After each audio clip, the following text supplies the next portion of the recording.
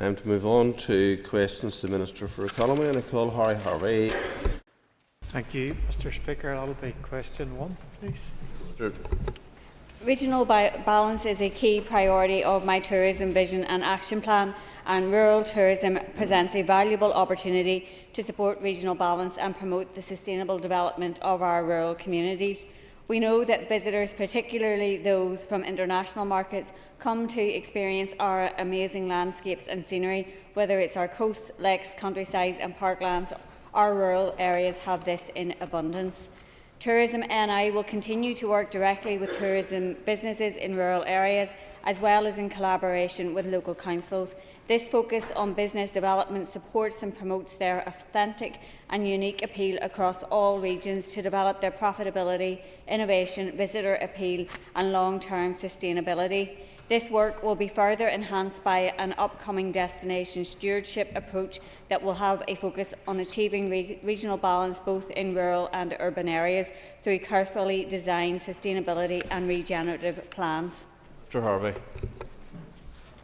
The Minister for our answer so far. Minister, our local councils play a vital role in the promotion of many of our rural tourist sites. However, success varies from one local authority to the next. What can the Department do to ensure best practice models and ideas are shared across Northern Ireland? Thank you. I thank the member for his question, and I think that some of our council areas in particular have a very strong focus on tourism, my own for example, and I know the members as well, and will have very strong tourism development departments within their local councils. So I think working alongside Tourism NI, there is that opportunity to share best practice, and certainly through the Tourism Vision and Action Plan, that's something that I encourage and will continue to encourage Tourism NI to play that important role. I think our local economic partnerships that we have recently established, there's an opportunity there for each council to design its own economic plans, and where it's relevant and where members feel it's appropriate to do so, ensuring that tourism is appropriately represented within those. And again, that's something that I would actively encourage councils to do. Call Andrew McMurray. Mr. Speaker, and thank you, Minister. Minister, what representation are you making with your counterparts in the Republic of Ireland to ensure that all island branding, such as Ireland's ancient East, is extended into Northern Ireland, as to do so would benefit for the many within the tourism industry, not least in South Down? The member for his question, and I completely agree with him.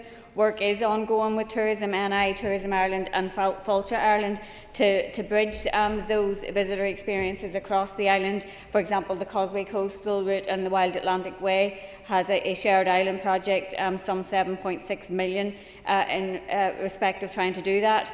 A review of the current Causeway Coastal Route visitor offering has been completed following consultation with public and industry stakeholders, gathering insights to shape an infrastructure strategy, and that has the potential to develop things like discovery points along that route, similar to what there is along the Wild Atlantic Way. That project also includes delivery of a small capital investment scheme to improve interpretation provision and the visitor experience. Recognising the brands that are owned by Fáilte Ireland, Tourism NI is in final discussions with Fáilte Ireland in relation to licensing the use of Ireland's hidden heartlands to the Fermanagh region, and I hope to be in a position to welcome progress on that in the very near future. Regarding Ireland's ancient East, and I think I have updated members in the Chamber on this before, Fáilte Ireland is currently evaluating that brand's effectiveness and considering the next steps, and I would be keen for the North to be represented in any discussions in relation to that, and we'll be continuing to make that case to Fáilte and Tourism Ireland. Cara Hunter. Minister, we share the beautiful constituency of East Derry. It has outstanding areas of natural beauty, a stunning coast. What developments do you have to expand on rural tourism in our constituency? And I completely agree with the member. We are blessed with significant important tourism landscape and a number of hugely important visitor attractions. And I think that our council does do a very good job in terms of promoting our tourism offering, and as recently as today we've seen the success of the Open, which was hosted in Causeway Coast and Glen. So I think we as a council area show the ability to host those major type of sporting events and other major events, and I think that's something that we can continue to build upon. And similarly, as I said to Mr Harvey, I think there's a real opportunity for our LEP to look towards tourism as part of its plans, and of course working alongside Tourism Ireland and Tourism NI and all of our councils, I will be continuing to promote the best that we have to offer. Philip Brett.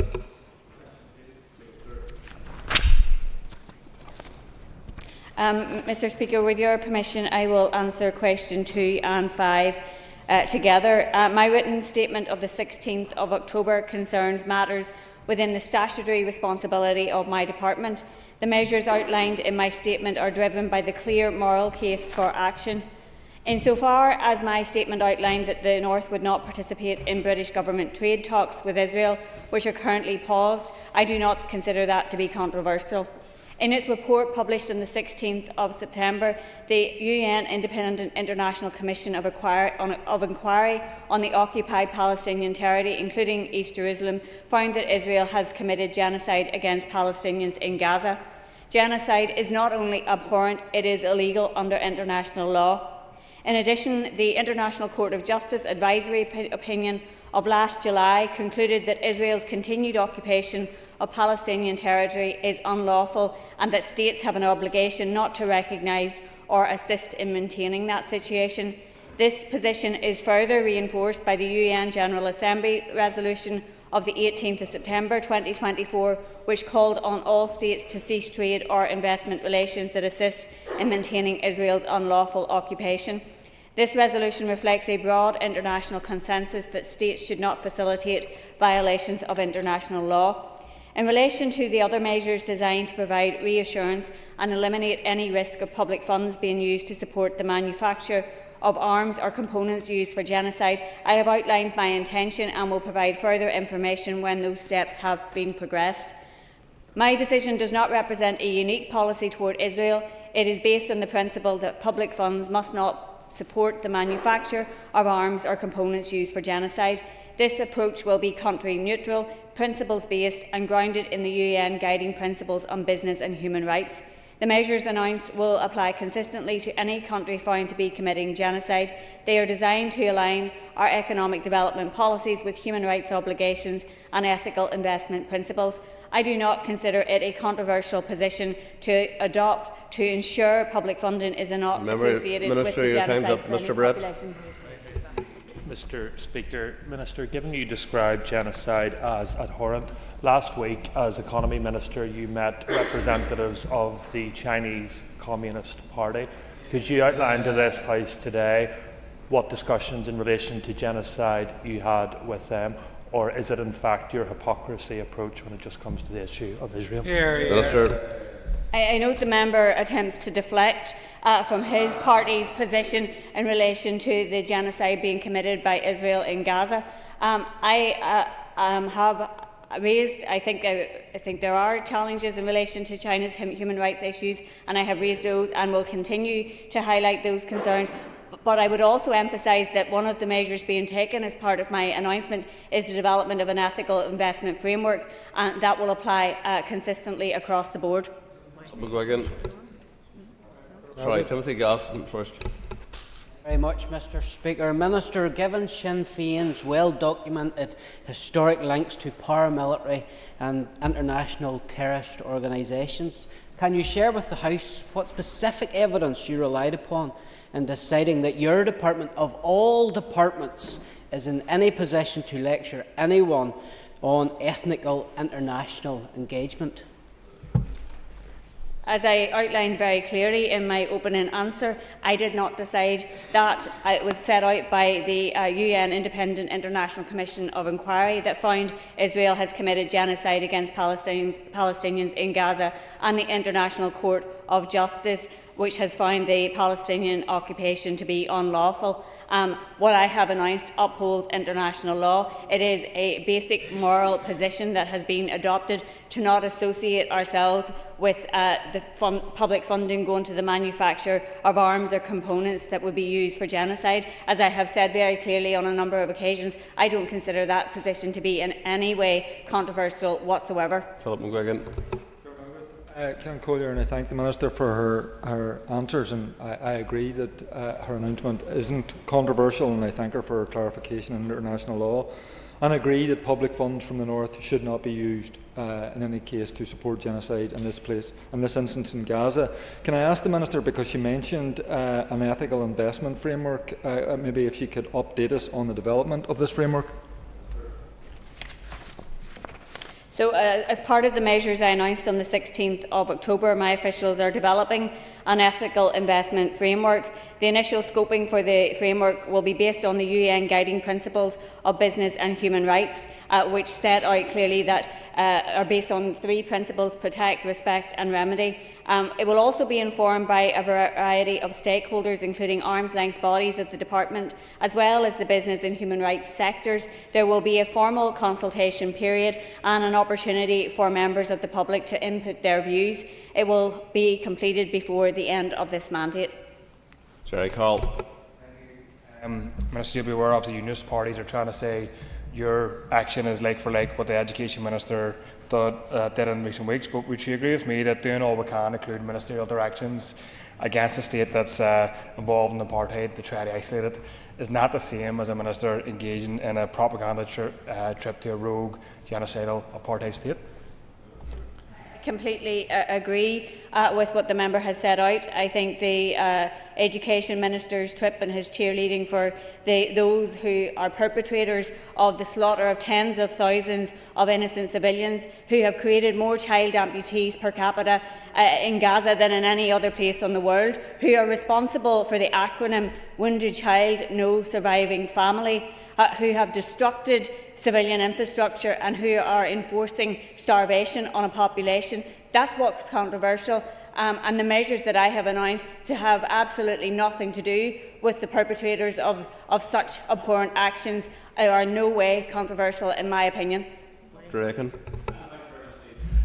Minister, why are you breaching your obligations under Annex 2 of the Ireland-Northern Ireland Protocol, which indeed our party chairman Declan Kearney was just earlier this afternoon praising, on the Euro-Mediterranean Agreement on Trade between the EU, the single market and Israel, which you are?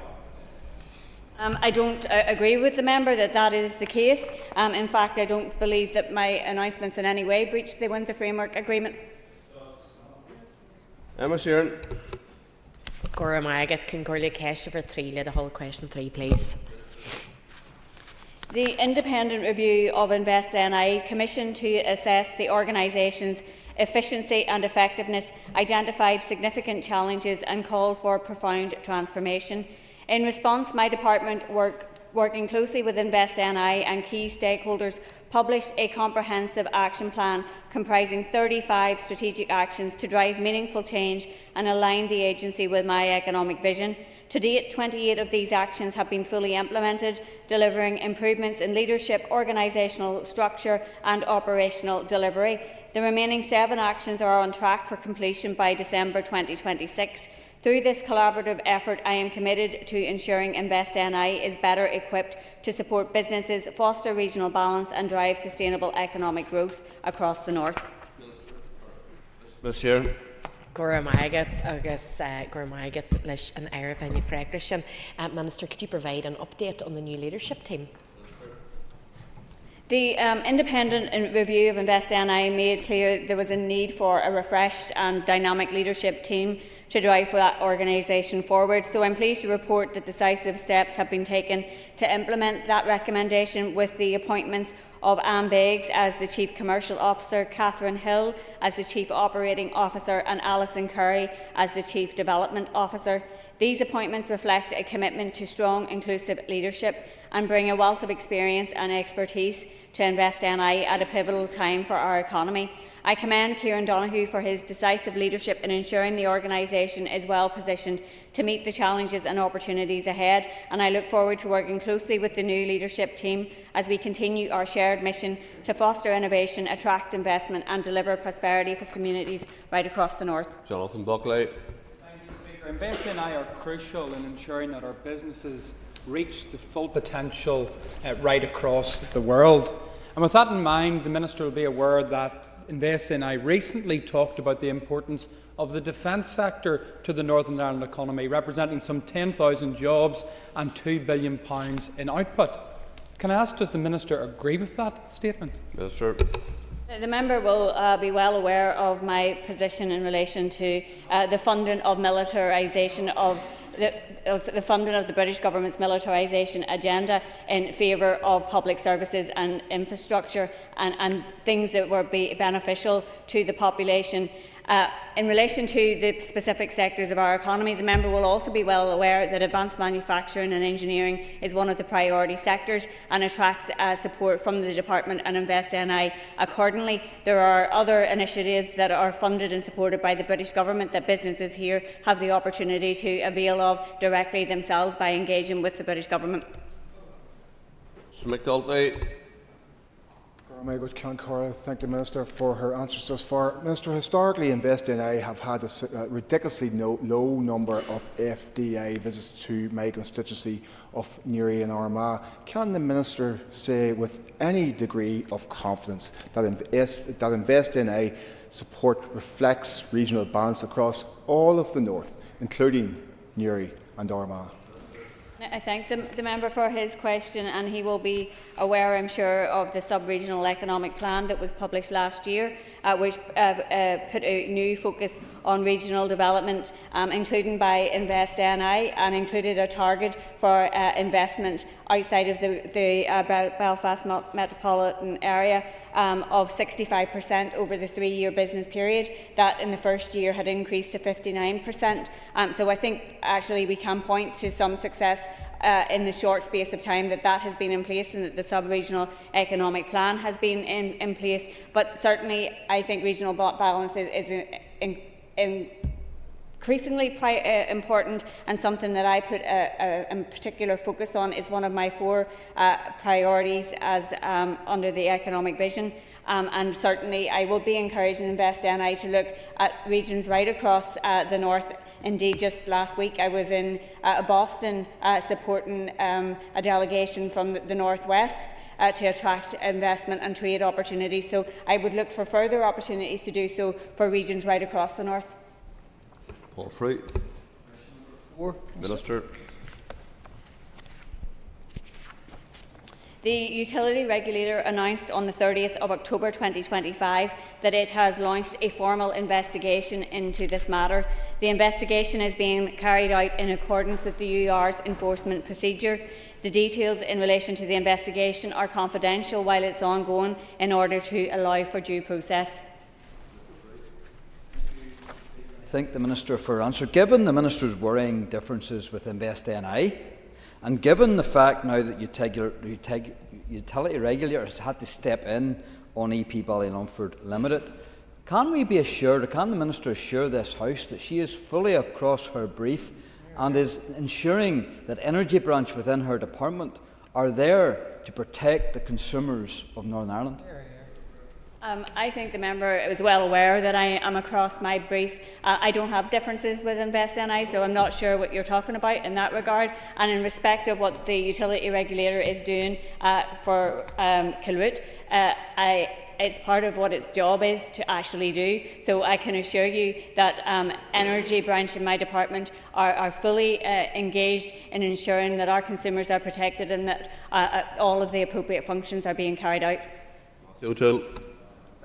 Speaker, Minister, on the subject of electricity generation, critical to meeting our targets and reducing consumer bills is clearly the North-South Interconnector. When I asked your colleague, the First Minister, earlier on about the North-South Interconnector, she didn't answer the question. So can I again ask you, given that it's going to be delayed by several years, do you accept that it is critical that it is delivered? Do you accept that the North-South Interconnector cannot be undergrounded within any meaningful cost? Do you want it to be delivered? And do you accept that it has to be delivered over ground? Please be clear. Minister. I'm not sure why the member thinks that I haven't previously been clear on this issue. The North-South Interconnector is critical infrastructure. It is really unfortunate that it's going to be delayed because some of the issues that we have been dealing with recently in relation to security of supply would not be happening if we had the North-South Interconnector. And in relation to it being overground or underground, the member is well aware of my long-stated party policy in respect of that, but also that we have a planning application that has been approved, and that we as government departments have to ensure that that is progressed and implemented as it is set out. Aoife Finnegan. And I want to thank the Minister for her answers so far. What measures are in place to safeguard security of supply for winter 2025? As a mitigation to meet security of supply demand up until the run hours reset on the 1st of January 2026, my department officials have been engaging with the Department of Agriculture, Environment and Rural Affairs and provided evidence that under the circumstances it is necessary to increase the running hours at Kilroot. This has happened because of unexpected and issues with Kilkira, which had been taken out for repair and has not yet come back on, and therefore to ensure security of supply we have increased the run hours that are permitted at Kilroot. Those will reset on the 1st of January, and that is something that has obtained the agreement of the Executive. Question 5 is withdrawn. Mr McGlone is not in his place. I call Nick Matheson. Question number 8, please. Sure. The Minister for Education and I met in May to discuss his proposals for 16 to 18 legislation, and we will meet again at the end of this month to continue that discussion alongside other cross-cutting issues relating to 14 to 19 education. My officials have maintained ongoing engagement with the Department of Education on these matters through the established 14 to 19 structures. I would note that it is vital that this work is underpinned by strong interdepartmental collaboration, clear operational planning and meaningful engagement with young people themselves. Legislation alone will not be enough. It must be matched by adequate funding and a whole systems approach to ensure equity and meaningful change for every young person. Mr Matheson. Thank the Minister for that answer. As the Minister with responsibility for further education, how will you ensure that when this legislation is delivered, that our young people, regardless of what school or school sector they are in, are given the full suite of options and pathways available to them to ensure that access to further education pathways, apprenticeships, are promoted to all our young people, so that we don't end up, by virtue of this legislation, locking them into pathways that are not right for them? I thank the member for his question, and certainly I support the broad intention of the legislation to ensure that all our young people have opportunities. I think that currently there is a lack of sufficient detail to properly comment on the specifics, and as I mentioned, it is a case that we need to see all pathways appropriately funded to ensure that they deliver. I think it's important that we don't see duplication and that we're working together to avoid that and to make the best use of our combined resources. I believe that we have world-class further education facilities. I've had the opportunity over the past year to open 2 of our new campuses, and they're fantastic, and I think there's a real opportunity there to be world-leading in terms of the type of initiatives and programmes we're putting in place for our young people, particularly across the remit of apprenticeships. So certainly from my perspective, I will be engaging very closely with the Education Minister to ensure that our priorities align, and I think they do in general terms, in terms of what we're trying to achieve for young people, but to make sure that we are working together and that we do have a whole suite of options that young people can pursue regardless of where they come from or what their aspirations might be. And I thank the Minister for her answers so far, and indeed for her commitment to this topic and this broad area of work. Minister, can you outline, you've mentioned already about duplication, can you talk some more to exactly what you will do to ensure that there isn't duplication, and how you'll continue to support our further education colleges, who we know do brilliant work in my area and right across the board? I thank the member for his question, and I think we're all aware of the financial pressures that the Department of Education is under, and that increase in student numbers into its remit may further stretch that available funding. My own department is also under funding pressure, and I have tried very hard to prioritise skills within the funding envelope that I have, but certainly with more funding we could do an awful lot more. So that's why it's more important than ever that we do work together to avoid duplication and make the best use of the combined resources that we have. And as I said, I'm absolutely committed to collaborating closely with the Education Minister to ensure that our facilities are properly utilised. I think that if we align our planning and our delivery, we have appropriate sharing of data and a coordination of different programmes, we can provide learners with the best possible opportunities while also ensuring value for money. So our focus needs to be on delivering a joined-up offer that meets the needs of all young people and avoids unnecessary overlap to maximise the impact of every pound we spend. Question 9, please. Minister.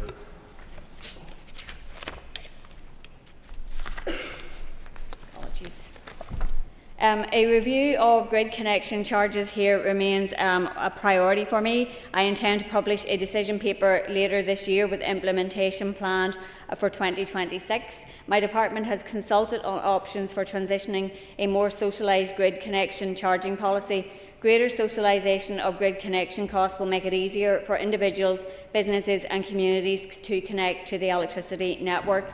This is particularly important in our rural communities. All of those of us who represent rural constituencies will have no doubt had constituents raise this issue with us on many occasions. It's also important for the rollout of low carbon technologies and electric vehicles, and in terms of meeting our objectives in relation to the transition to net zero.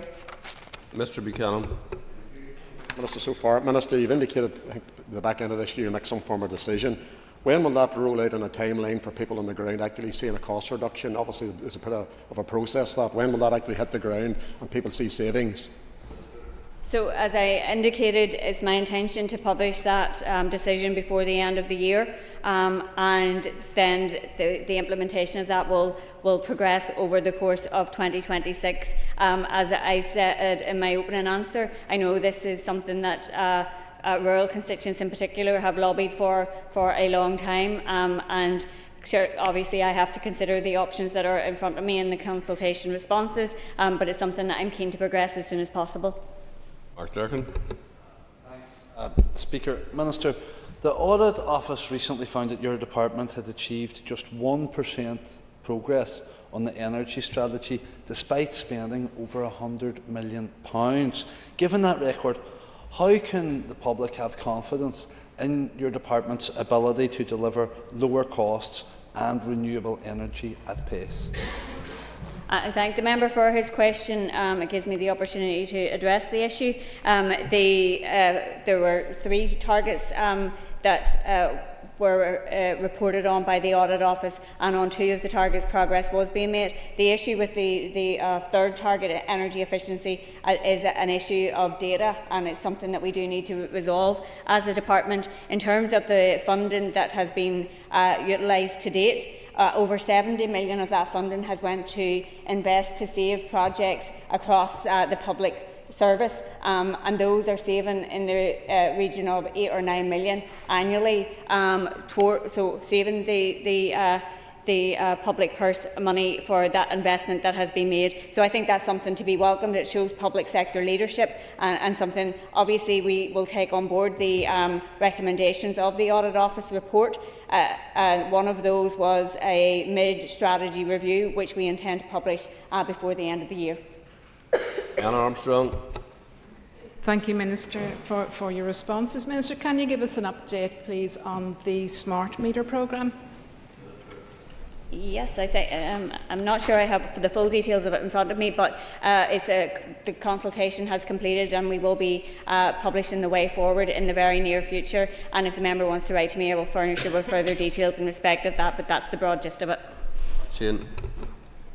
J, question 10, please. Mr. The setting of air passenger duty is a reserved matter which is legislated for and collected by the Treasury. I consider APD to be an unfair tax which continues to have a significant detrimental impact on domestic aviation, as acknowledged by Sir Peter Hendy in the Union Connectivity Review. This needs to be addressed by the British Government. As an island, we rely heavily on air travel. The current rate of air passenger duty set by the British Government is the highest in Europe and disproportionately impacts us, adding an extra cost burden that undermines our competitiveness and accessibility. This impact is heightened when we look at the South, where APD was abolished in 2014. The Executive has since 2012 been given the delegated authority to set APD rates for long-haul flights. This has been set at zero as part of our efforts to encourage more flights. Any change, however, to the rate of short-haul APD for here must be weighed against the financial consequences, and I believe that the British Government should bear the responsibility for those financial consequences in recognition of our status as an island and requiring air travel. While there have been no recent studies on APD's economic impact on the local economy, I've asked my officials to examine a number of policy options, including potential APD reform. Officials have recently met key aviation stakeholders and are preparing a consultation document which is to be issued in coming months. The topicals, call Sinead McLaughlin. Thank you, Speaker. Minister, you've promised a good jobs bill by the end of this mandate, yet time is running out. And despite saying that it will be introduced in January, we haven't even seen a draft. This afternoon, your party is bringing forward a cost of living motion to the Assembly. But isn't it hard to take that seriously when Sinn Féin hasn't delivered the workers' rights bill that you promised? How confident are you that that can actually be delivered in time? And Minister, workers deserve delivery, not motions. Can you guarantee that that bill will be passed in full before the end of this mandate, and that you just won't build up hope and then break that promise to workers? Well, the Good Jobs agenda is about putting more money in workers' pockets. It's about prosperity. It's about ensuring people have access to a good job and good work-life balance and good work conditions. I'm a little bit bemused by the question, because when I announced the way forward in April, I indicated that it would be January before the legislation would be introduced. So I don't see that there is any delay at this point that we are discussing. Ms McLaughlin. Minister, we haven't got any clarity on the contents of that bill. So there is great concern, even within the Economy Committee. What does it look like? And speaking through all of the elements in it, it's quite a complex bill. And are you guaranteeing now that it will be brought in January and delivered before the end of this mandate? When I set out the way forward on the Good Jobs Bill in April, set out what will be contained within the bill. Drafters are progressing the legislation. I don't see why you would anticipate seeing the content of the bill before it's actually introduced into the Assembly. So, as I said, I view it as being on track. Paula Bradshaw. Thank you, Mr Speaker. Minister, the High Street Task Force report highlighted the need for coordinated place-based support to sustain local retail and hospitality businesses. Can you please outline how your department is using these recommendations to support independent traders in the run-up to Christmas? I thank the member for her question. And the High Street Task Force had a number of recommendations. My department has taken forward those within my responsibility. As we're saying, in terms of place-based regeneration, recently, along with the Communities Minister, announced funding for community wealth building pilot projects in both the North West and in Larne, and I think those are good initiatives in terms of giving power to local communities to design the type of support that they want to see in their local areas and initiatives that will support their local areas. I am more than happy to work across the Executive with other departmental colleagues to ensure that our high streets are vibrant places. Most of the responsibilities sit more directly with the Communities Minister and to some extent with the Finance Minister, but as I said, I am very open to any initiatives that can support our high streets. One of the things that recently, along with a number of executive colleagues, the Infrastructure Minister and myself brought forward the initiative in relation to the nighttime economy, something that is aimed expressly at getting footfall back into our city centre at night. And I think that's something, a pilot for this year, that we can build upon, hopefully in coming years. Ms Bradshaw. Thank you for your answer, Minister. So I was on Botanic Avenue last night, and it's wonderful that there's so many independent hospitality businesses there. But I know from speaking to many of their owners that they find it difficult to expand because they are outbid by these multinational, multi-chain restaurants. And in the Republic of Ireland, they have put in place a moratorium in terms of the numbers, or a cap on the numbers. Is that something that your department would consider to allow independent hospitality businesses to flourish? I thank the member for her question, and it's not an initiative that I am aware of, but something I'm happy to look into and for my officials to evaluate what the objectives are and what the outworkings of that is, because I too would be lobbied by hospitality businesses that find it challenging in the current circumstances, and we all know that last year's budget from the Chancellor had a number of measures that were damaging to small businesses in particular, and hopefully in the coming budget we will see a reversal on some of those measures. We also know that the level of VAT, comparatively speaking with the South, is something that impacts on hospitality businesses here in the North, and I, along with the Finance Minister, continue to make the case that we should be a pilot to see a reduction in hospitality VAT, and again that's something that we will continue to pursue. Donny Donnelly. Speaker, last Monday I attended the North West and Larne Community Wealth Building event in the Long Gallery, and I know the Minister was there also, and she's just referred to it. In the context of addressing regional balance, how important is alignment between locally designed initiatives such as community wealth building and local economic partnerships?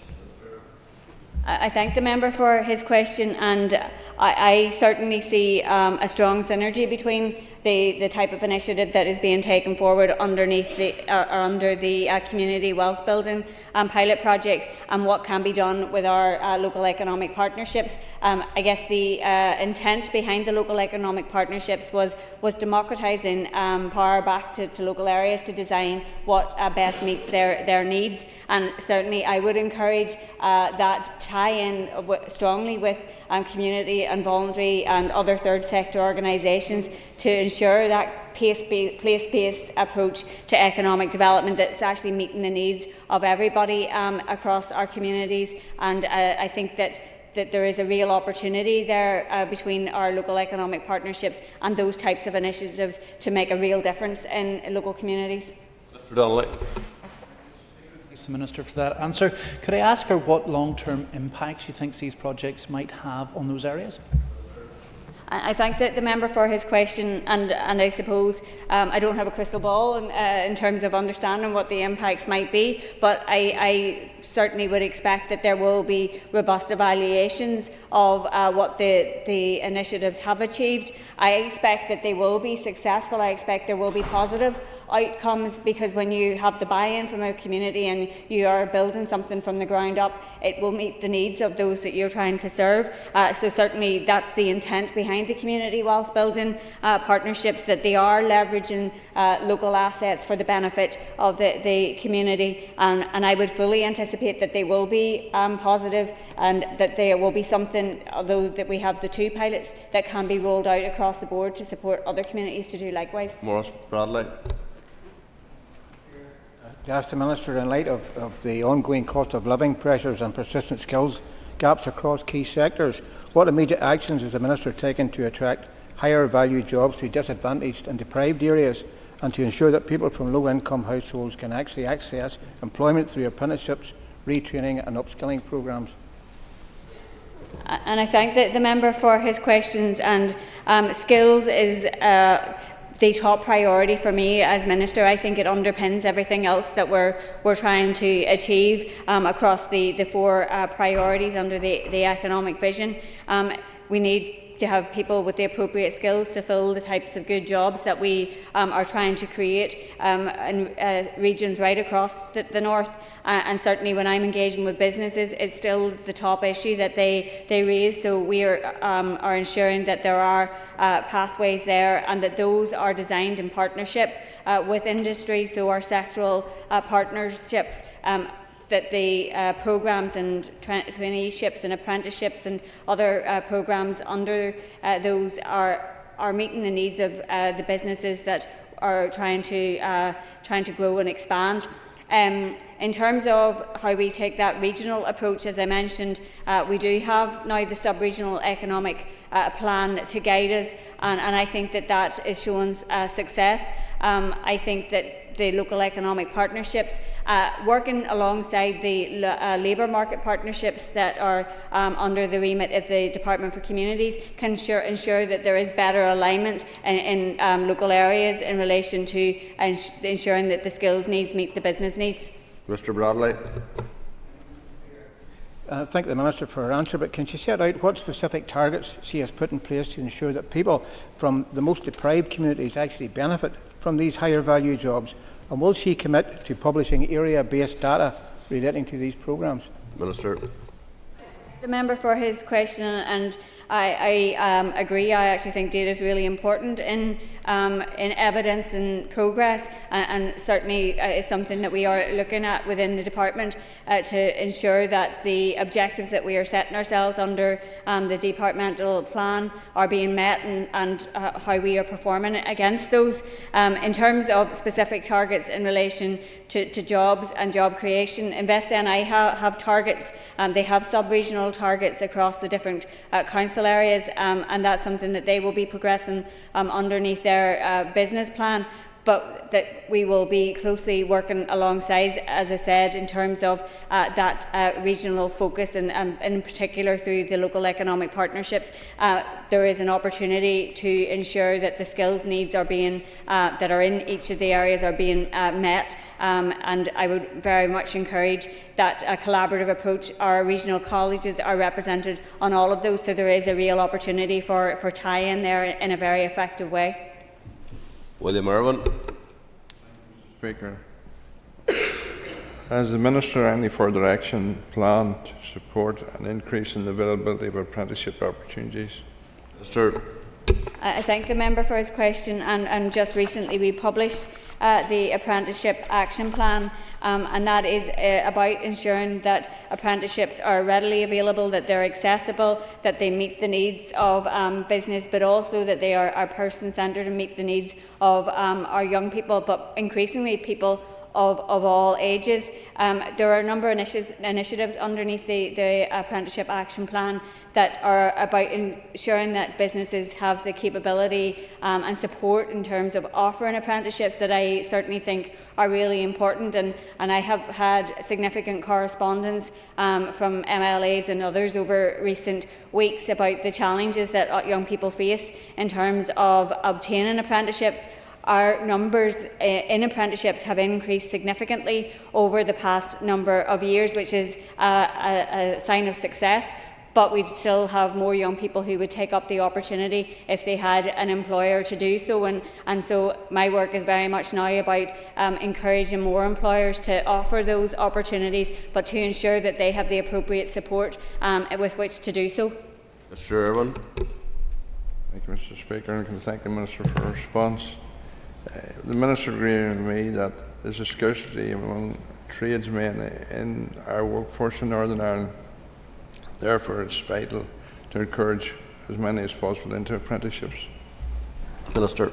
Yeah, and I agree with the member, and certainly if you try to find a tradesperson, you could be well challenged in getting somebody to do a job for you because they are so busy.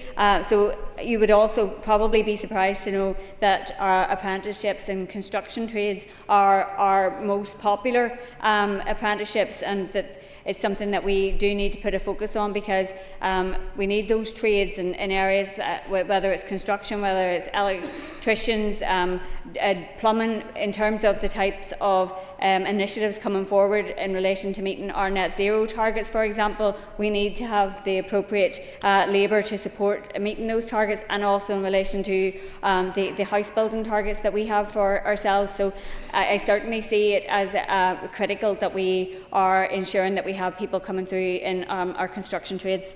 Orla Flynn. Can I ask the Minister for a readout of a recent trip to Boston, please? Mr. I thank the member for her question. I was in Boston for 2 days at the end of last week, and it was a trip that was specifically about promoting the North West as a leading location for investment and trade. On Thursday, I had the opportunity to meet with representatives of the American travel trade hosted by Tourism NI. I delivered a keynote address at the Golden Bridges Conference, which highlights the best of the North West to an influential Irish-American business audience. I also had the opportunity to meet with former US Envoy Joe Kennedy when I was there, and we discussed building on the momentum that he had created and strengthening those transatlantic economic ties with US companies. And I also had the opportunity to meet with one of our current investors who is planning further investment here. That was Thursday. On Friday, I attended a business leaders event organised by Invest NI, which had again a particular focus on the North West, and I then had the opportunity to attend the signing of an MOU between Ulster University and the University of Massachusetts. I think there's a huge amount of positive economic news coming out of the North West with recent investments and announcements, and I was delighted to take that message to the business community in the States. Okay, that brings to a conclusion questions to the Minister for Economy. Point of order, Mr. McLone. Point of order, Mr. Speaker. Just my apologies, I wasn't in my place for the question in the previous section. Thank you. Thank you, Mr. McLone. If members just take their ease for a moment before we move back to the next debate.